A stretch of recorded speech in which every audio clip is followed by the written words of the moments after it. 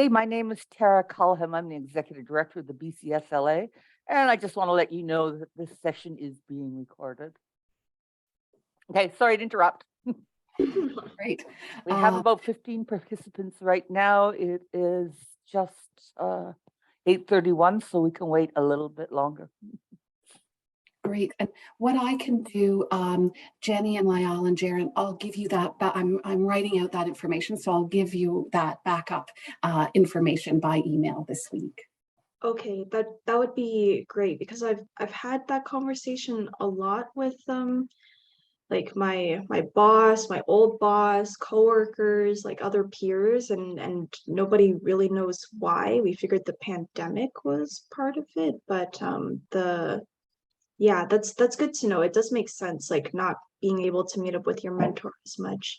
And I do also find it interesting that ASLA felt like they didn't have very many resources. So I don't know if that speaks to how little. I don't, it's hard to say. I mean, at least speaking to my American peers from study groups, like they have well, we've talked about this, Ingrid. They get resources and things like that from CLARB that it sounds like isn't really communicated to Canadian jurisdictions. So I'm not sure where the disconnect is there.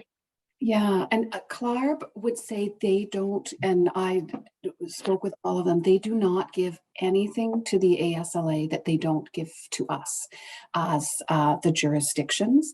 And so what I'm working on with the two people that were at the conference from the ASLA is to get an understanding of what they have, because I said, if sometimes you just think that there's something there and that stress could make it, worrisome for somebody studying in Canada.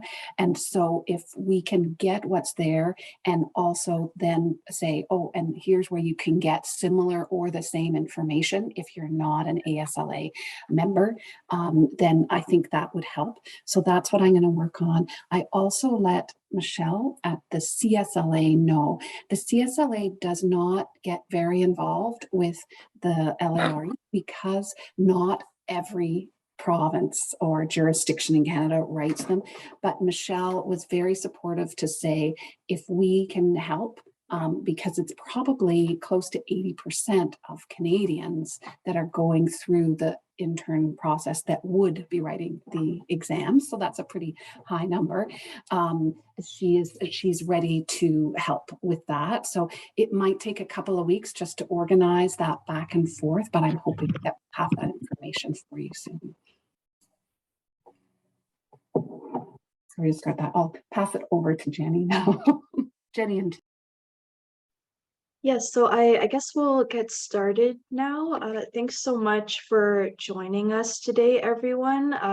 This is for the LARE exam overview. If you're not here for that, I'm sorry, you're in the wrong place. I don't know what happened, but hopefully you're in the right webinar. So we'll just get started quickly with a land acknowledgement. So I would like to take a moment to acknowledge that here in Ottawa, where I'm located, we are on the unceded and unsurrendered territory of the Algonquin people. And I'd like us to take a minute to show our gratitude and respect to them and to the land that provides for all of us. As landscape architects to be, we really need to embrace the responsibility to help ensure that the next generations of land stewards are grateful for the land that we work, study, and play on. So we have the usual suspects today, myself, Jenny, and my junior associate rep, Lyall Bitar. And today we do have a guest with us. I'll let her introduce herself. Jaren? Hey everyone, my name is Jaren Mackey and I am an intern member of the BCSLA. Yeah, I work out of Fort St. John, British Columbia with Urban Systems, and I'm just really excited to be joining everyone here this morning. So thanks so much, Jaren, for joining us. I know it can get quite repetitive this webinar because you do see the same information and the same presenters a lot. So we thought bringing a new face would bring some fresh perspective to the presentation. So quickly, the agenda today, we're going to run through the changes of the exam. That includes changes that we've already discussed in previous webinars regarding the change to PSI for the exam center, as well as changes that were announced recently to the overall exam blueprint. We're going to go over how to register for the exam, a bit more information on specifically online proctoring. We'll provide an overview of each exam section, the exam structure for each section, study tips and additional resources, and then we'll end off with a Q&A. So before we get started, just a kind reminder that we're not able to answer any questions pertaining to contents that we may have seen on the exam per CLARB, sorry, I forget the word, terms and conditions. So thanks for your understanding and cooperation on that. Okay, so really quickly, I don't want to spend too much time on this just because this has been in place since January, and there are other changes that I suspect people will have more questions on. So since the beginning of this year, CLARB has moved the test administration partner to PSI. And with that change, we now also have sections 3 and 4 available for online proctoring. So that means all 4 sections of the exam are available for online. You don't have to go in person anymore if you don't wish to. They've also removed physical whiteboards and calculators. These are now digital functions that are built into the exam software. So everybody has access to a digital whiteboard and a digital calculator on the exam software. For breaks during the exam and question flagging, if you have written a section prior to the switch to PSI, then you may remember that you would be able to revisit questions that you have flagged or skipped after your break. With the switch to PSI, that's no longer an option. So if you do choose to take a break during your exam, any questions that you have flagged for later or have skipped for later, you won't have access to anymore. So just to repeat that, be sure to answer all questions you've seen up until that point before taking your break, because once you return from your break, you will not have access to them anymore, which means unfortunately you will have either submitted it with whatever answer you chose, or if you didn't choose an answer, then you would have submitted it without a response. The candidate agreement has been updated, and when you register for the exam, CLARB does ask you to read the terms and conditions, so please make sure to give those a bit of a read. Some changes include not being able to partake in any prep courses up to 3 years after you finish your exams. There is the updated orientation guide, which is on CLARB's website, and it does give a breakdown similar to what we'll be doing later in the webinar. So please make sure to reference that while you're studying. And all of these changes are recorded in a webinar that CLARB had done earlier this year when these changes were first implemented. So the QR code is on the screen if you would like to go back and watch that.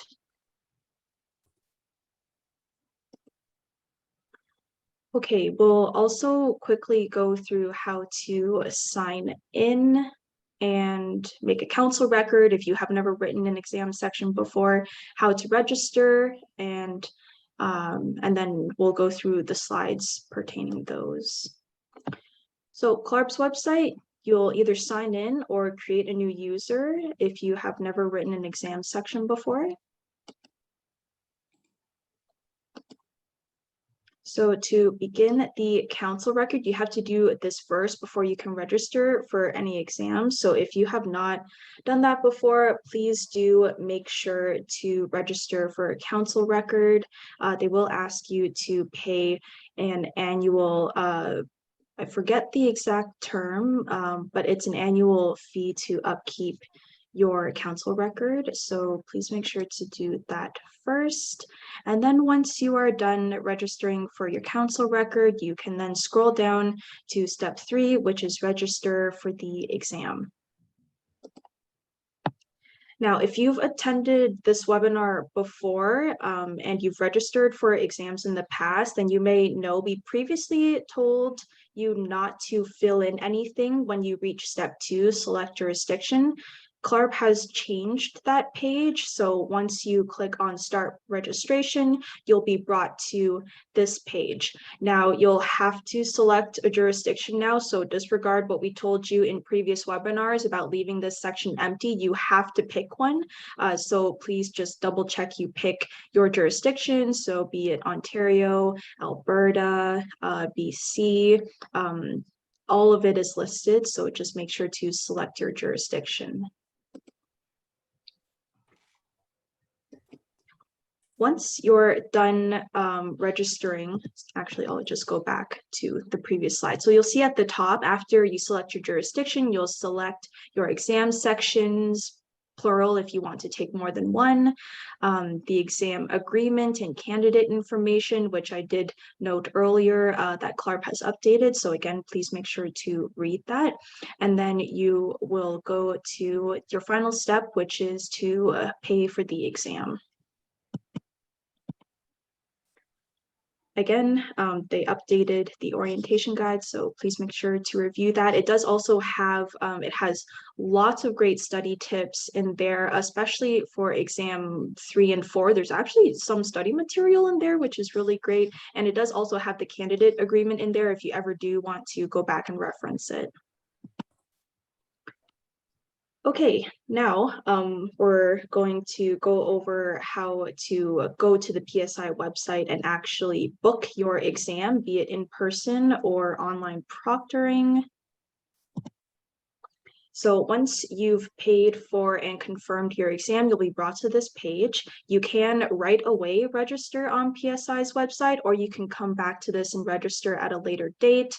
CLARP does recommend that you register as soon as possible to make sure you get the date and the time and the location that you wish. So you can click continue, click here to schedule your exam appointment. And then you'll be brought to this page.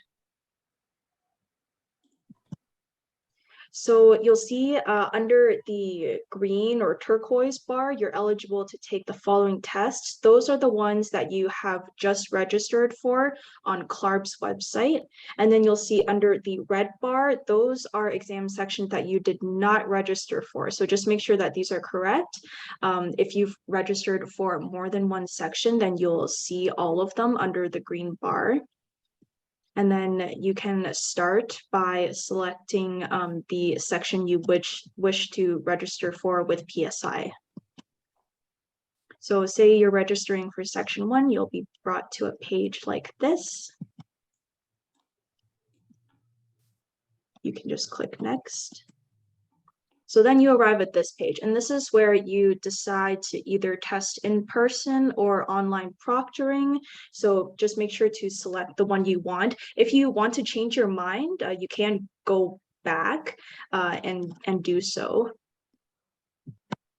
So on the left side, we have online proctoring, and on the right side, we have on-site proctoring. So that's what each screen looks like, depending on which option you choose. For both options, actually, make sure you select the right time zone. We've had candidates make that mistake in the past, so please make sure you select the right time zone for that. For in-person exam writing, you'll be asked to put in a city or your postal code. And then if I just actually go back, you can see that PSI lets you choose the proximity. So they'll give you a radius. You can go as close as 5 kilometers or 5 miles and as up to 500. So then you'll enter in your location, and then it'll bring you to this page with the map. And at the bottom, you can see there is one location within the proximity radius that you provided them. So in this case, Brooklyn, which I don't think any of us will be going to Brooklyn to write, but it will be whatever is closest to you. So you can click on that, and then you'll be brought to this page where you select your date and your time. So date is on the calendar, and then time slots are available on the right column. Once you select your date and time, you'll be brought to this page. Just double check that all of the information is correct: date, time, the time zone, as well as the section that you wish to register for. Make sure you check by continuing, you agree to the company's conditions and privacy notice. Once you press confirm, you will be confirmed, and you should also receive an email confirming all of this. And the amount is $0 because you've already paid through CLARB's website, so you don't have to pay again, obviously. And then you can either, if you've registered for a second section, click book another test, or if you're done, and you just press done. If you ever do want to go back and change, maybe you've decided for whatever reason you want to switch to in-person or online, if you want to change the date, the time slot, you can go to this manage page, select the section, and then it will bring you through, I think, almost the same process, if I'm not mistaken, and then you can make whatever changes you like.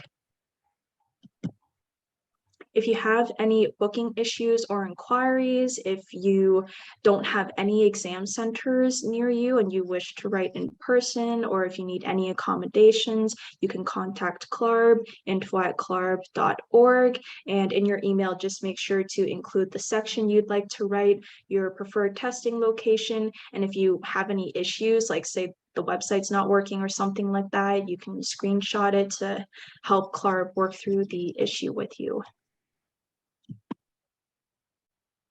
Okay, quickly, we'll go through the online proctoring process. So like I mentioned earlier, all sections of the LARE are now available to write online.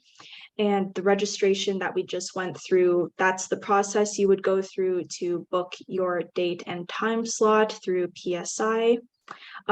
Previously, before we moved to PSI, I believe breaks were not permitted, if I'm not mistaken. Breaks are now permitted.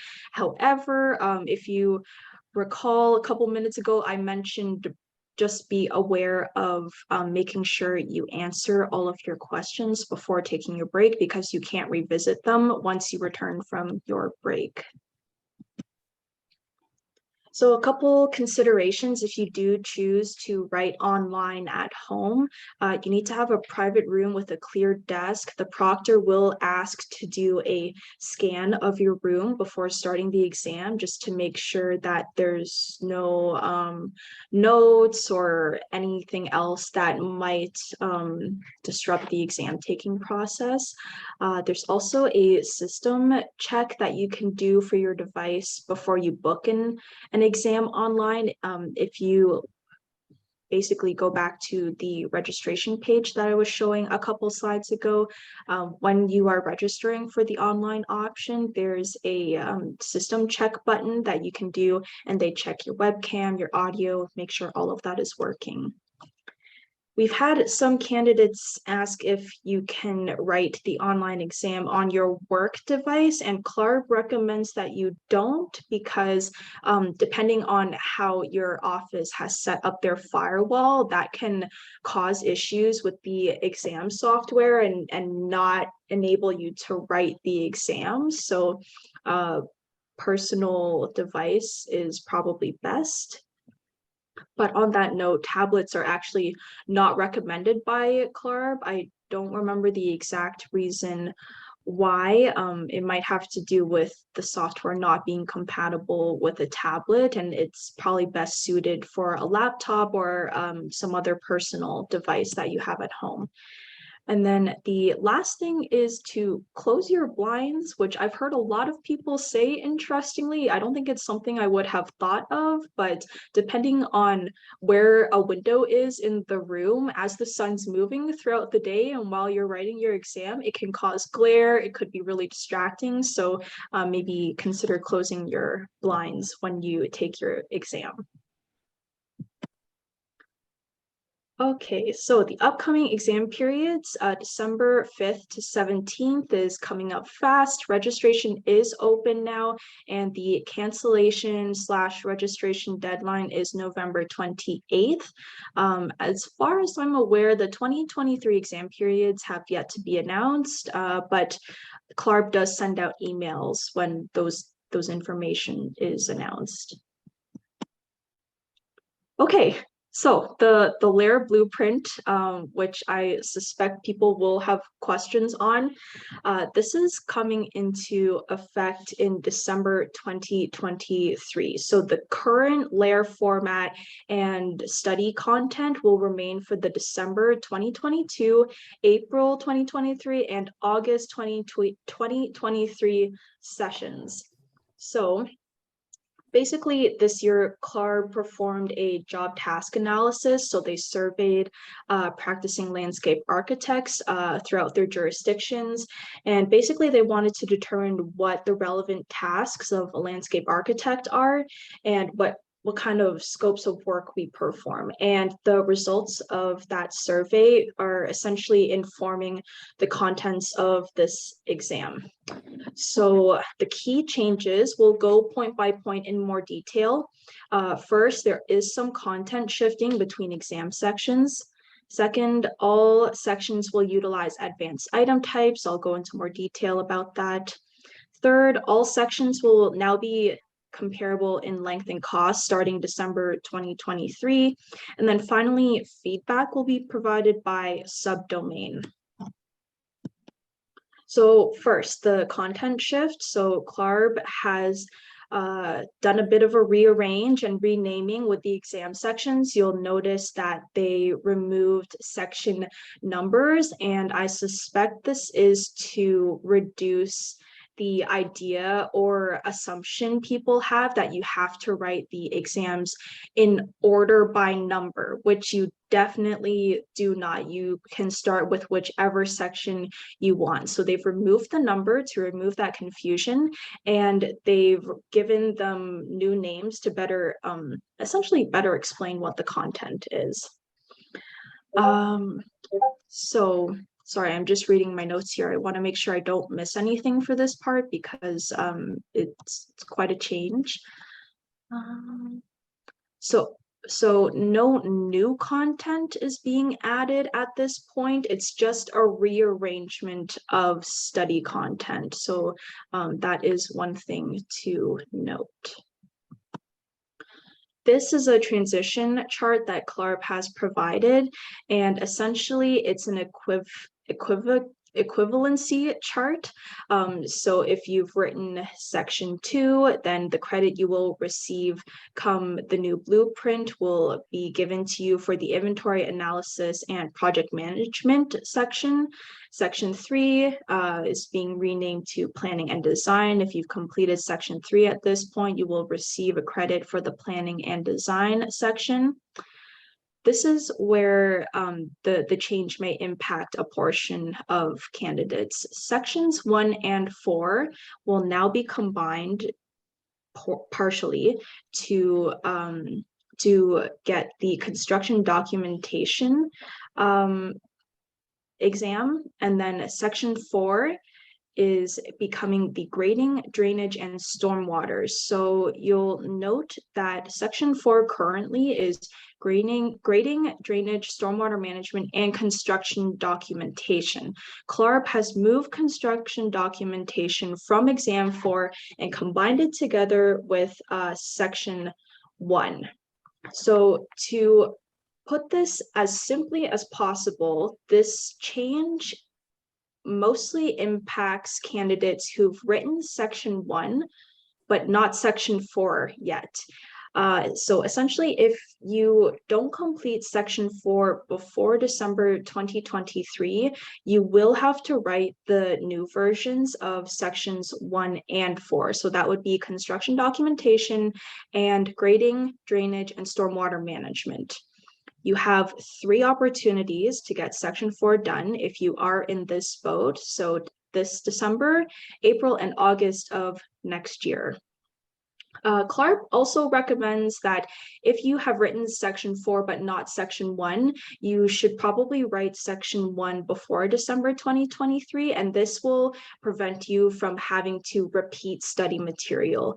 So just to explain that a little bit more, if you've already written section 4, which currently is grading, drainage, stormwater management, and construction documentation, then you should write the current blueprint of section 1, because if you wait until the new blueprint, you'll essentially be restudying the same material for the construction documentation portion of that exam. So to save you some time and repeat studying, if you have written section 4 but not section 1, it's recommended that you write section 1 before the new blueprint takes place. So I've already gotten a lot of emails from people, and I'm sure Ingrid and Tara and other jurisdictions have gotten emails about this already too. Essentially, what do we recommend depending on your situation? So if you have not started writing any sections, at least from my discussions with others, and if anyone disagrees or has a different perspective, do feel free to share. I'm of the opinion that if you have not started writing yet, sections 2 and 3 are your best bet, because if we go back to this chart here, basically sections 2 and 3, when they move to the new blueprint, don't change. So your credits are not impacted whatsoever. If you've only written sections 2 and 3, you could wait for the new blueprint to kick in to write 1 and 4. But if you think you can get both 1 and 4 done before December 2023, then I say go for it. The safest option would probably be to start with section 4, because that way, if you don't pass, or if you run out of time, or life just happens and you aren't able to get both done before December 2023, then at least you're not stuck in the situation of, okay, I've written section 1, now I have to write section 4 before December 2023. So just to repeat that, if you've only written sections 2 and 3, you could wait until December 2023, or you could write section 4 next, but writing section 1 next is definitely not the situation you want to put yourself in. If you've written section 4 but not section 1, you're not in as tight of a spot as people who've written section 1 but not section 4. However, like I said, if you wish to avoid repeating study material, then section 1 would be your next exam section you should take. Finally, if you've written section 1 but not section 4, I will repeat, please write section 4 before December 2023 to avoid having to essentially write a 5th exam. Because if you don't write section 4 before then, CLARB will require you to write the new sections of 1 and 4. That is grading, drainage, and stormwater management, and the construction documentation sections. Ultimately, it is up to you, depending on your situation, how confident you feel about how much time you have. You do have 3 exam sessions before the new blueprint takes place. So, if you're not sure, give it some thought. Feel free to email me or Ingrid if you're in Ontario, Tara if you're in BC, Dryden, I don't know if you take these kinds of informational emails at AALA, but I'm sure somebody will be able to discuss and maybe help figure out what the best next steps are for you.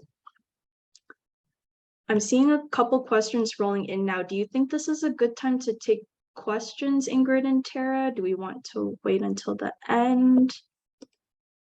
Oh no, sorry, these Oh, yes, okay, there are some questions. You, Jenny, whichever you think works best for the presentation. I Okay. answered one on the side, so maybe continue on. They can read the kind of answers there and then ask more at the end. Okay, thanks, Ingrid. I hadn't opened the chat box, so I didn't realize, yes, I see your response now, so we'll save questions till the end. So that was the first change.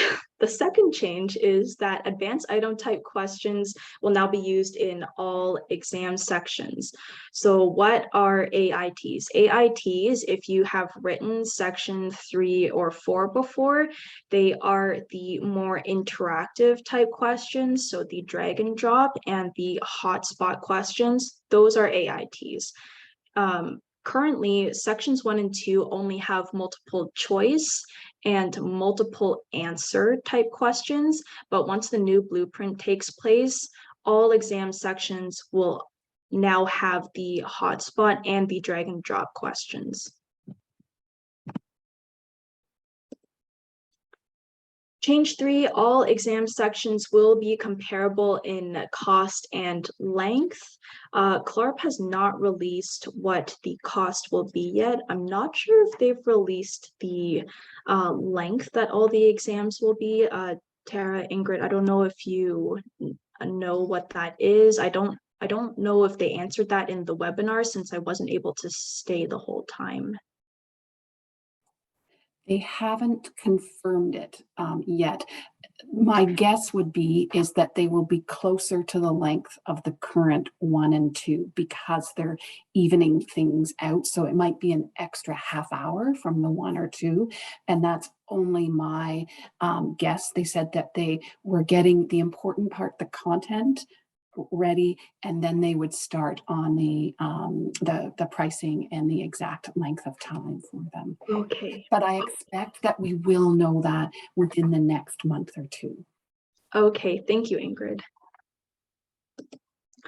Finally, the fourth change is that CLARB will now be providing feedback by subdomain, and this is huge because this is something candidates have been asking for a really long time now. So, for example, if you happen to fail a section, and sometimes people fail a section of the exams multiple times,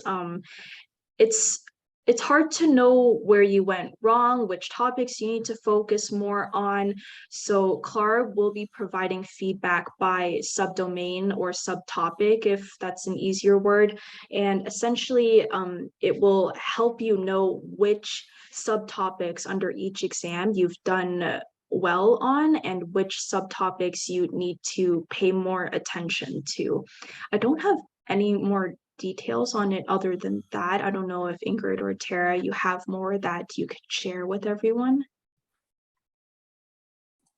No, they didn't provide at their recent conference more details on that, except to say that, as you know, now you get that range of where you are when you get your results back, but that many people in those comments, they note that they do read all of the comments, that they note that a high percentage is random stuff of memory for the person, but for those, that was one of the important things. So they have to work out exactly how they will do that at this point in time, but they have that as a requirement to ensure that they're providing it the best feedback that they can to people. But it won't come in until the 2023, December 2023 change. So you won't see it for these next 3 rounds. Okay, thank you, Ingrid. So I did just mention the webinar. CLARB did host a webinar covering all of these changes in about as much detail. I think I wasn't able to stay for the whole webinar, but if you do want to watch it, the QR code is on the left.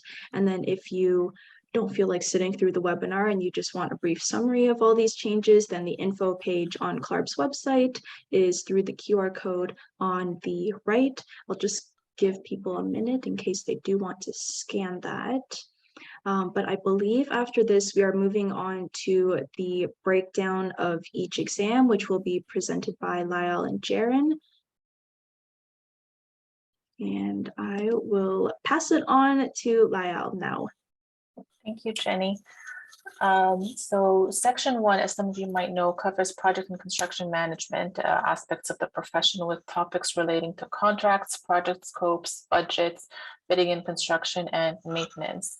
And on the next slide, we've listed the chart breakdown of each of this section's contents, which is also provided to you in the orientation guide.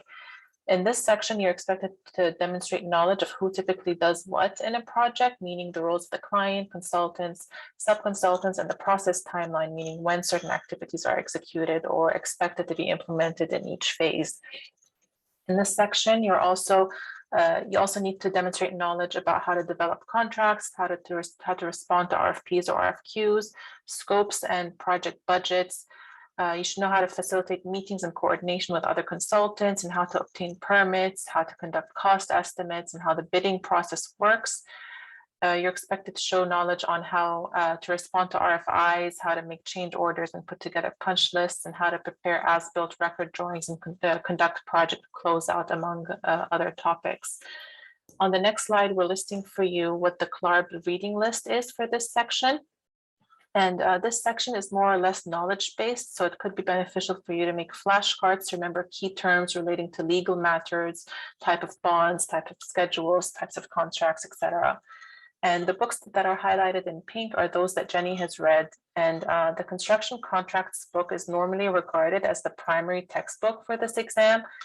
And for those of you who don't have much construction and administration and project management experience and wish to take section 1, potentially after graduating, it might be a good idea to speak to your coworkers or managers about their professional experience in the field to gain more sort of knowledge about what this exam content or general topics are. But please remain mindful that you cannot ask them specific questions about the exam, as the CLARB rule about not disclosing exam content applies to everyone who has sat for an exam. On the next slide, we've included for you a link to the section 1 prep session, which was recorded in 2020 for those interested in exploring an additional resource on this section. And now on to section 2 with Jaren. Thanks so much, Lyle. So section 2 covers off inventory and analysis. So that's your site inventory, physical analysis, as well as contextual analysis. And so on this next slide, again, this is from the orientation guide. So really helpful to be able to go back and look through this in more detail. But I found that this one is a good one to start with right out of school, because a lot of the information is stuff that you will have covered off in your site analysis courses, and just working through studio courses and things like that. You'll do a lot of inventory, lots of analysis. It is a lot of information to cover content-wise, so try to give yourself, I think, as much time as you can to study for this one, just because it is a lot of content, and go through each section of this breakdown carefully to understand how the different parts relate to each other or inform each other. So really understanding how you go from your inventory to then move into your analysis phase of the project. A good understanding of general concepts I found was really helpful for this one. So your soils, landforms, different types of maps and surveys, different types of wetlands. As well as getting good at reading your contours and contour signatures quickly, so you can look at a picture or a drawing and understand right away what kind of landform that map is showing. Just because it is still quite a few questions and you don't have a ton of time to work through each of them, I found that I did have enough time to go back through everything. But yeah, being able to do it really quickly off the hop. So if you go to the next slide, Jenny, reading materials wise, I found the site analysis by LeGros to be really helpful for this exam. I basically read it cover to cover and then highlighted pieces in there that I felt I needed more information about. And that's when I went into using those other resources there. A lot of the books do make reference to design with nature. And so I didn't really feel the need to specifically read that book because the concepts are covered off so many other times in those other books. One other thing, I found flashcards helpful for this exam as well, just to be able to go through again, like your types of soils, the properties of each, things about microclimate, hydrology. And one other thing, the public consultation process is a piece on this exam. And so that was where I kind of went to look into other resources to really understand how the different parts of the exam relate to each other. So like, what are the benefits of gaining public or stakeholder input, and how does that inform the overall design process? And something for this one that I found really helpful at the end, which again depends a lot on your techniques for studying. I'm a big mind map person, so like putting a big piece of paper out on the floor and like drawing things, but being able, once you've kind of gone through everything, to then take your big categories and figure out how all of those relate to and inform each other. Yeah, so having all of those big concepts and then more detailed information under each of those umbrellas. The next one is section 3, so that's design, which covers the stakeholder process, master planning, and site design. And something to remember for this one is that it won't be specific to design guidelines or regulations in a particular jurisdiction. So I really tried to just study overall best practices. And as with everything, keeping health, safety, and welfare should at the top of your mind as you're going through really any of these exams. This one is a good one to take, I found, right after section 2, because the content that you learned for section 2 really informs this one. So taking all that analysis and using it to inform your design. And again, as I was studying, I found it really helpful as I was going through the reading materials and things to just try and figure out how those things related back to this breakdown and each of those subtopics in the breakdown. Do you mind going to the next slide, Jenny? Reading materials for this one, I primarily used time saver standards.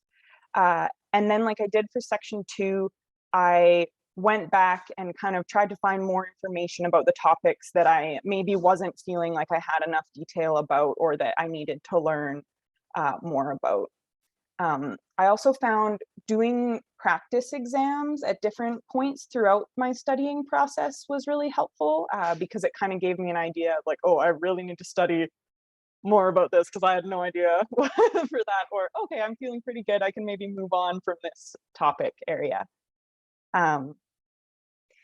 And so this exam also is, I think it's kind of, yeah, like I said, the application of your analysis process. So that was kind of what I was trying to think as I went through. A few overall things, knowing that with your circulation, remembering again, health, safety, and welfare, that's always a big thing to think about. Your grading and contour signatures, again, being able to recognize those pretty quickly. And while I said you won't have to know specific things about specific jurisdictions, I would say having a really good understanding of accessibility, universal access design, and kind of standards around that, as well as other best practices and design theories, like transit-oriented design, things like that, were things that I tried to focus on as I was studying. And so now I'll turn it back over for section 4. Thanks, Jaren. So section 4, which currently covers grading, drainage, and construction documentation, is broken down into these 4 categories, mainly related to technical matters of sites and construction drawings. And on the chart breakdown that you'll see on the next slide, it's breaking down for you the different the different topics that you're expected to demonstrate knowledge on, whether it's site prep plans, demolition and site protection, general plans and detailing, meaning layout plans, notes, grading and drainage, material plans, elevation sections, and profiles. And you should also have a good understanding of how to prepare specialty plans such as irrigation, stormwater management, lighting, traffic control, and phasing, which if in practice, sometimes those things are subbed out, but for the exam, you should demonstrate good knowledge on these topics. And this section also relates to topics of technical specs and bid forms and schedule. And similar to the other sections, this section also has a reading list, which, as you know, this section is more application and practical based. And like Jaren mentioned, you always need to remember that health, safety, and welfare of the public are the primary basis of each question that you're asked. So if you're confused or if you find that two answers are similar, two answer options are similar, then just go back to that principle and it will help give you a direction on where you need to go right on this. In this section, you're expected to know fundamentals of stormwater management, for example, the difference between detention and retention, how to label the features and functions of each.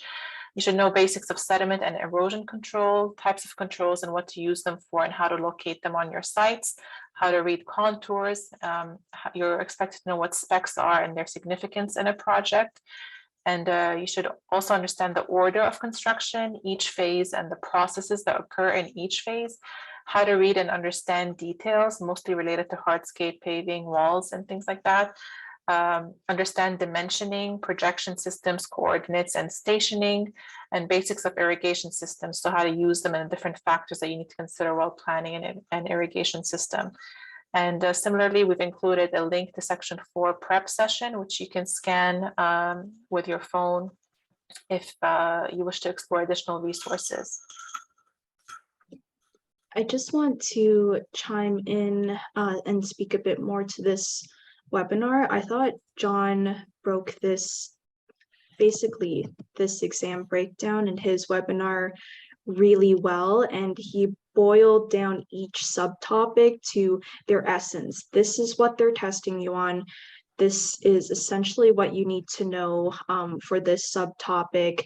This is what to focus on. And one thing that I found he pointed out that I thought was really interesting was most of these things say plan. Not all of them are necessarily plans. Sometimes they're whole documents.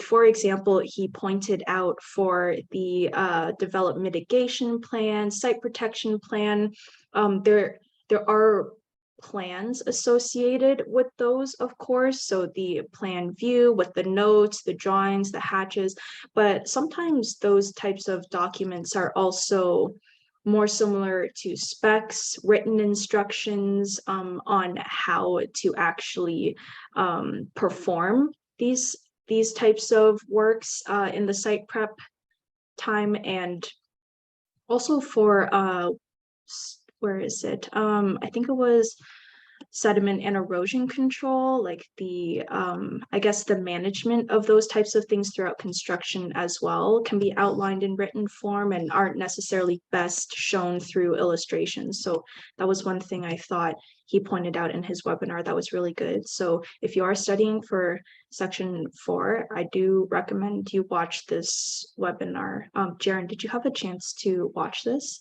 What did you think of it? I definitely agree. Yes, it was he did a really great job of just breaking down everything, especially some of the ones, like you said, that aren't necessarily plans, because I found that quite confusing going through the breakdown. So yeah, John, it's an awesome webinar. Highly recommend. So I see we got a question. Is there any prep session recordings for section 3? Not that I'm aware of right now, unfortunately. We are going to go over some prep courses a bit later in the presentation, so that might be something you would consider. But as far as I'm aware, there's no recording for section 3 prep webinar.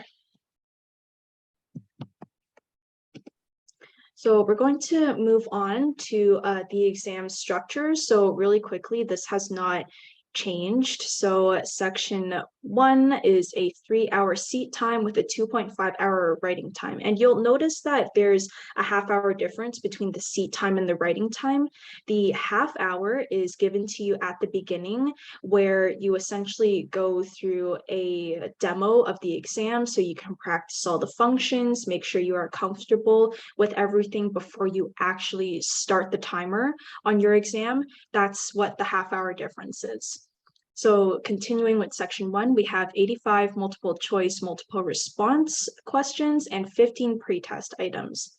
Multiple choice, there's one correct answer. Multiple response, there can be multiple correct answers. So for example, in a multiple response question, the exam could give you 5 possible options. It's never just one of them, and it's never all 5 of them. It is anywhere between 2 to 4. So that is something to remember for all of the exam sections. When you get a multiple response question, it's never just one, and it's never all of them. The pretest items are essentially questions CLARB is testing out to see if they will include in future exams. And they're not necessarily the section you're going to take. So for example, you could be writing section 1, but CLARB will give you a pretest question that could be in regards to any of the sections. So just be aware of that.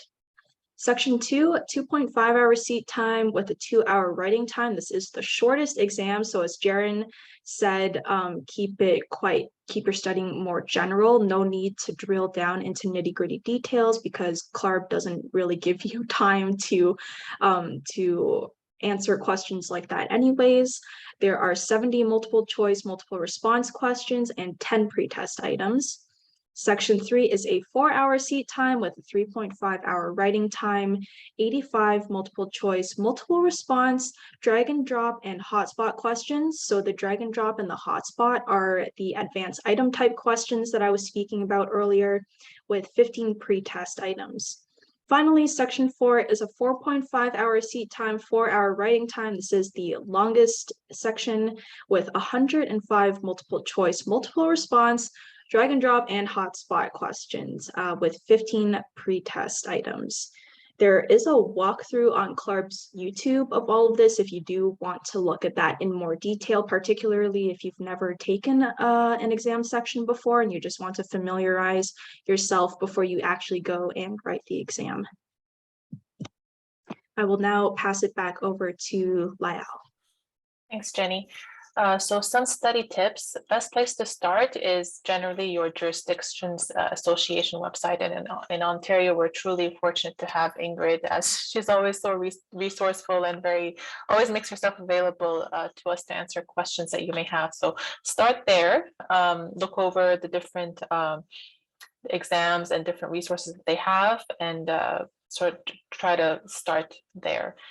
This one might seem obvious, but making flashcards for key terms and concepts and writing in your own words is a really great way to retain that information. Use each section's topic breakdown that we showed you earlier from the orientation guide and cross-reference it with the table of contents of the recommended reading list. You do not need to read each book cover to cover. Some you might need to read cover to cover, like Jaren mentioned, but most of them just cross-reference those topics to their table of contents and focus on those, given that you have a long reading list and you want to try to get through it as soon as you can. And sometimes you actually just need to Google things or ask a coworker or refer back to the Google Study Buddy group, which we will mention here shortly, and that I see Ingrid has shared some links to in the chat. And while reading the questions, look for keywords such as does or does not. Sometimes when you're reading a question quickly, you can just kind of glance over it and get the wrong understanding of the question. And don't just rely on other people's notes. Making your own really helps you understand and learn the material better. And another test taker's tip is to write down the topics of the questions that you got wrong and noting them down and focusing more on them later. So that I think covers the study tips, and move on to Jaren for the test taking tips. Yeah, awesome. Thanks, Lyal. So I know we've got a list here of some general test taking tips. Pacing yourself, like as Jenny went through all the different exams and how many questions and things, I found it helpful to see how much time you have for each exam and then also how many questions there are, and that gives you a rough idea of how much time per question you can spend. And if I was getting stuck on a question, I flagged it and moved on to come back later, because I didn't want to take too much time trying to figure out this one question and then rush myself for the rest. But do remember now with the breaks, not being able to go back, if you do take a break, that might impact how you go through the exam. And yeah, going through general strategies for multiple choice test taking is really helpful. There's websites and things that talk about that, and there are strategies involved with doing that. And for the exams that have different types of questions, I found it helpful to go through all of the multiple choice and then go back and do my advanced item type, just because I had a bit of a hard time switching my brain back and forth between those types of questions. But again, remember, you can't go back if you take a break. So make sure you answer all those questions that you've seen before doing anything like that. Again, this was already mentioned, but read all the questions carefully and only consider what the question is asking. You don't try and think about anything that's not brought up specifically in the question text. And there is a comment box for each question. And so if there are questions that you find confusing or misleading, or that you think there might be multiple answers for, do flag those in the comments, because like Ingrid mentioned, they do read them. I think I was probably one of those people who wrote just like stuff to remember. I used the comment boxes to write things that I needed to remember when I went back. So I did try to delete those, so Clarv's not just reading all of my random thoughts that I was having during the exam. There is also a demo exam online to take that you can do as well, and that's really helpful. And one other thing for if you're doing it virtually that Jenny already mentioned, do make sure to check the time zone of your exam. I did not do that and was an hour early and couldn't log on, and that just adds a lot of stress that you don't need the morning or the afternoon of your test. Yeah, that's kind of everything that I've got there. All right, so as I mentioned earlier, there are some paid prep courses that are available. Of course, jurisdictions can't endorse any specific courses, so we've just compiled these into the presentation and basically summarize them for you. It is up to you to vet them and see if they are something that you are interested in taking. So the first one is done by Sarah Gronquist. She's a landscape architect based in California, and she's been offering these exam prep courses for quite some time now. They are a live webinar full weekend event. So if you do intend to take these, do make sure to set the whole weekend aside for these. And she goes through practice questions and discussion during the webinar.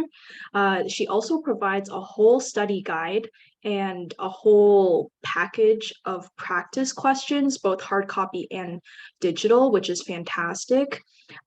You can just purchase the study guide and practice questions if you wish. That's what I elected to do for section 3 because I wasn't able to attend her live webinar. So that is an option. You can email her and ask to do that. She does mail it to you. And this is available for all 4 sections of the LAREs. Through taking her prep course, you do also have the chance to email her, ask questions, and she also facilitates the formation of study groups by time zones. So when I took her prep course or bought her study guide for section 3, she was able to facilitate getting a group together for Eastern Standard Time Zone. And I found that was one of the key parts of getting me to pass section 3, I think, just having a group to study with and discuss topics and go over questions together was super, super helpful. Her next webinar for section 4, which is October 28th to 30th, is sold out, but Sarah is actually hosting a second live webinar session November 11th to 13th. I think that is live on her website to register for at this point. So if you are interested in her prep course, then that is available at the link at the top. Next prep course is Corson Learning. Cheryl Corson has been providing this course for a very, very long time. She's also written several books in landscape architecture. Now, hers used to be live like Sarah's, but she has moved to pre-recorded lecture videos. And with the purchase of this, you do get 1 year of access to all of the materials. Again, her courses are available for all 4 sections, and she as well is also very responsive by email. I have not taken any of Cheryl's courses myself through speaking with peers. I think the general consensus was that her prep course was more summary based, and she also dives quite a bit into test taking strategies. So the consensus I got from people I spoke to is that Cheryl's course is great for those who have not taken any exam sections before, and Sarah's is probably more suited to people who maybe are really struggling to study for a section. She goes into quite a bit of detail. So if that's what you're looking for, then depending on what you need, either of these courses might be a good option for you. Finally, this one's brand new. I have not heard anybody talk about their experience with these yet, but LARE Prep, which you may know provides the practice exams, 2 practice exams per section. Sections 1 and 2 are $21.99 USD, sections 3 and 4 are $27.99. I actually think these prices might have gone up since we last did this webinar, so just check their website. Don't quote us on these prices. A lot of people say these practice exams are really helpful, myself included. They are formatted the same as the CLARB one, with the same number of exam questions, the same types of questions. So they even give you the hotspot, like the AIT type questions. So this is the most similar you're going to get, basically. They've recently released study guides for sections 1 and 2. As far as I'm aware, there's no live class, no recordings, anything like that. This may be better suited to people who are more comfortable with independent studying, and you get 90 days access. I know they are working on study guides for sections 3 and 4, and those are supposed to be released sometime this fall. Okay, finally, before we get to the Q&A, if you are looking for a study buddy, you can email Lyall and I for Ontario. If you're from another jurisdiction, I'm sure we can forward you to Tara or anybody else from another jurisdiction and get you some study buddies. There's also the Google group that is run by Lyall and I for the OALA. Those of you from other jurisdictions are more than welcome to join. It's not very active right now. We try to post updates that CLARB announces, and if you essentially join the group, you get an email sent to you every time someone's posted in the group.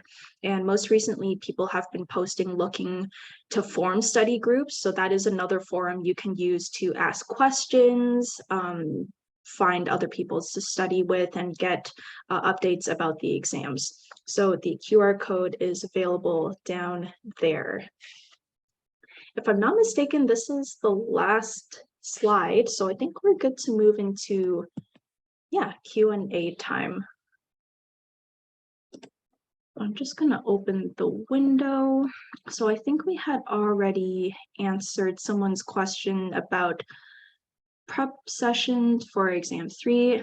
Section 2, Kelly asked, now I see Ingrid has responded already. So it looks like Ingrid found something for section 3, so feel free to check out the links that Ingrid has posted in the chat. For section 2, I'm again not aware of any that have been done. Oh, never mind. Ingrid has also answered that question. Thank you, Ingrid. She's posted another link. Oh, that's a study group actually. And then Tara has also posted details for BC study groups. So BC SLA is facilitating getting groups together. Sorry if I'm pronouncing anybody's name wrong. Ree said they used LARE prep for section 1 and it was quite helpful. I totally agree with that.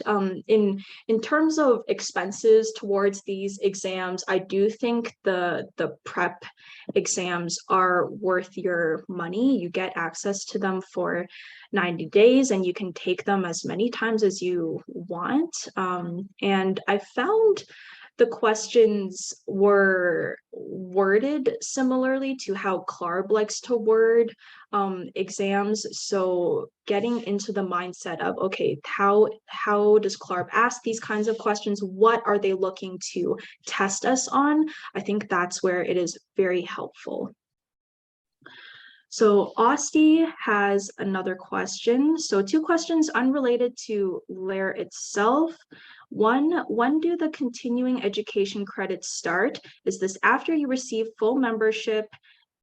For example, completing all 4 exams and PDP. 2, is there a time limit to complete all 4 exams from when you start your first? So I will turn this over to Ingrid and Tara. For Ontario specifically. Okay, Ingrid has responded to your email, so thank you, Ingrid. I will say just for everybody here, and if anyone else has more information, feel free to chime in. It does depend on your jurisdiction, so do look at your jurisdiction's website specifically for that kind of information.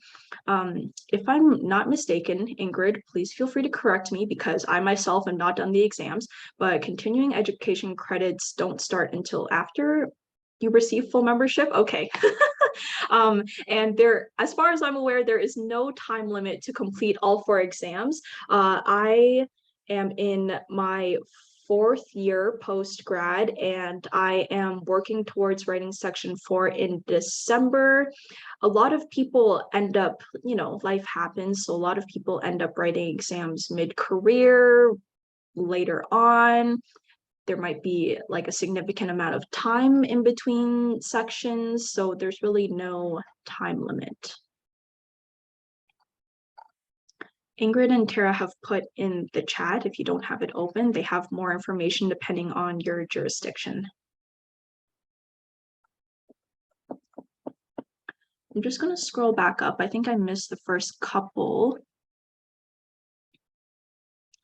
Okay, yes, I'm just going to read this question out to everyone just to make sure we have this clear. Ree asked, why isn't CLARB doing more to grandfather those who have passed section 1 into this process? I feel like I'm being forced to write an exam I hadn't planned on taking in a timeline I didn't pick. And this is a sentiment that we have heard a lot.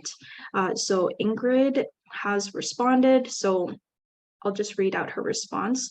CLARB notes that based on their job task analysis, which I mentioned earlier, 3 times should allow most people the time to pass. So she's referring to this December, April 2023, and August 2023.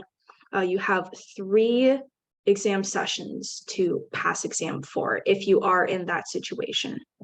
In the last change back in 2012, they offered 2 exam writing rounds, and I think some of us know that sometimes you need more than 1 round to pass a section. So I think the fact that CLARB added a 3rd is great, probably I would say much needed actually. CLARB is preparing as much information as possible to ensure exam takers are aware of the changes and options. They will start emails in the coming months. She also noted that the overall reading list will not change for the exam blueprint, so no need to go researching new textbooks, everybody. the ones that Lyle and Jaren had noted earlier in the presentation, you are still good to use.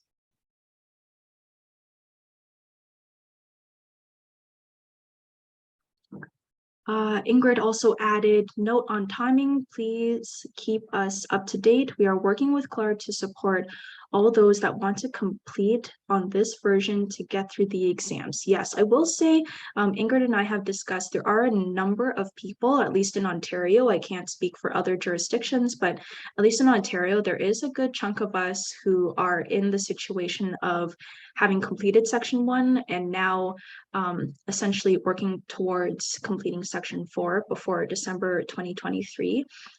There have already been posts in the OALA Google group to form study groups. So I think, a lot of people are in the same boat. And yes, it is unfortunate that CLARB won't be grandfathering in the those of us who have already completed Section 1.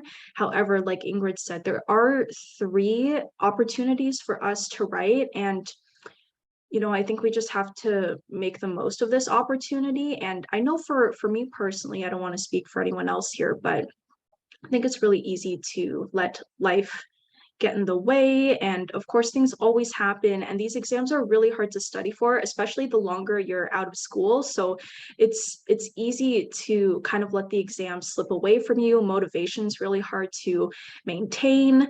And, studying for exams is probably the last thing you want to do after a full day of work. And you're in the middle of associateship, writing your PDP and trying to grapple with your newfound professionalism.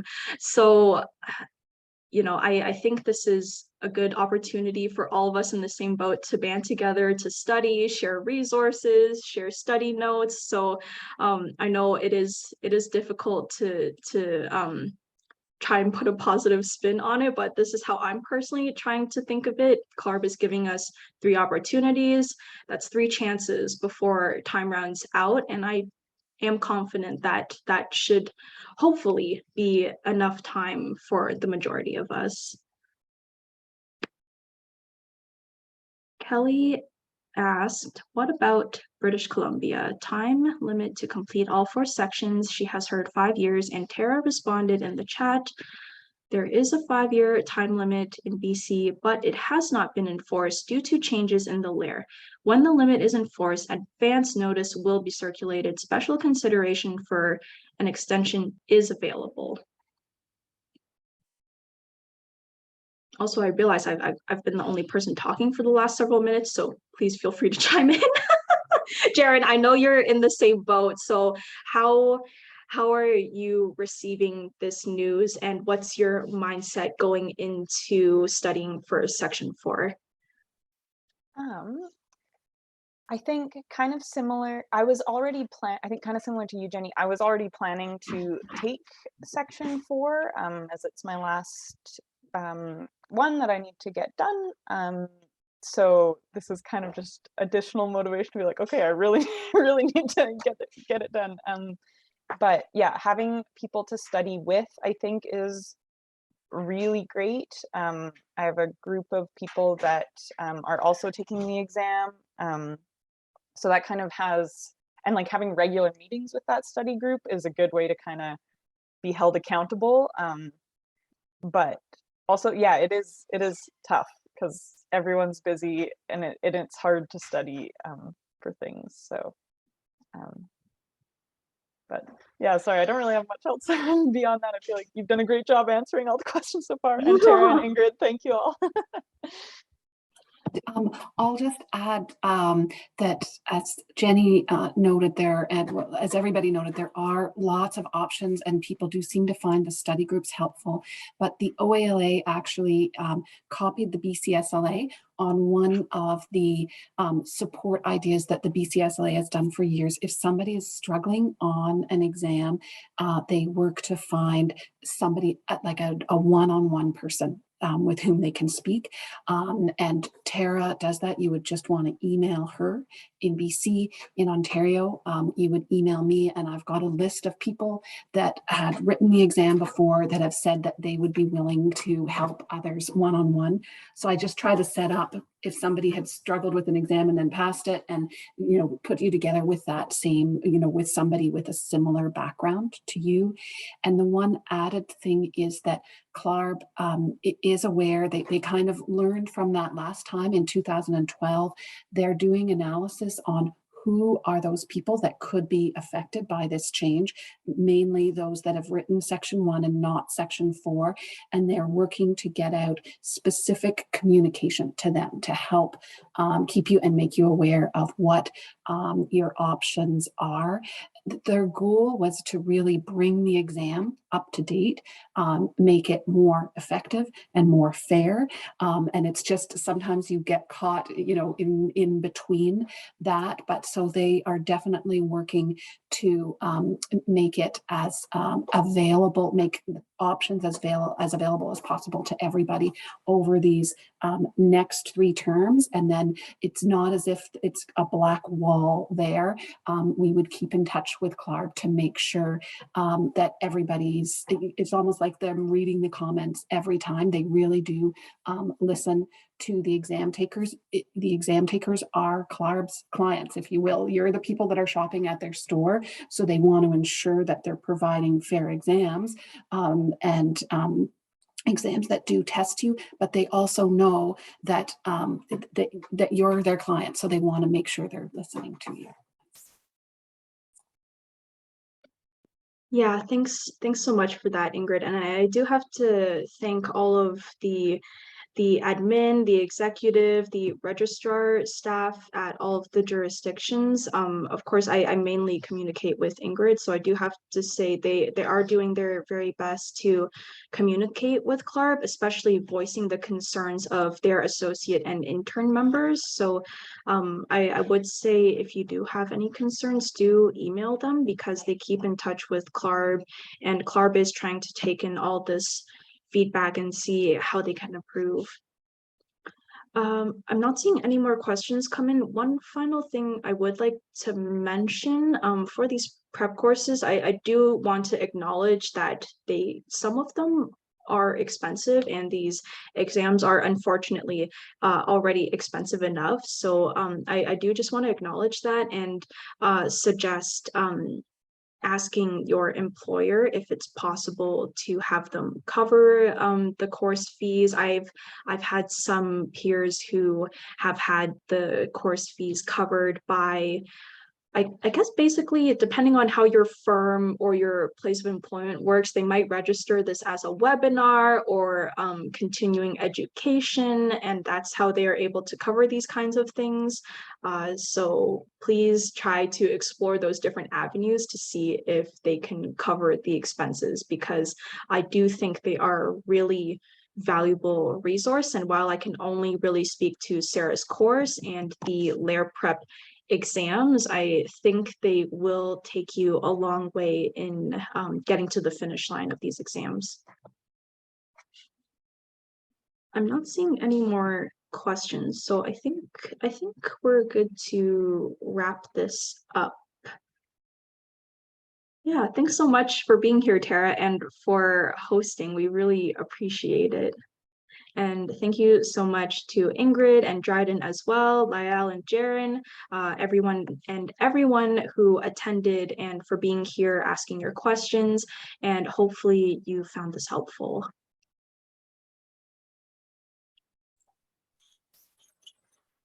Thank you. Bye. Thanks, everybody. Thanks for calling, you guys. Okay, I think most participants are dropping out now.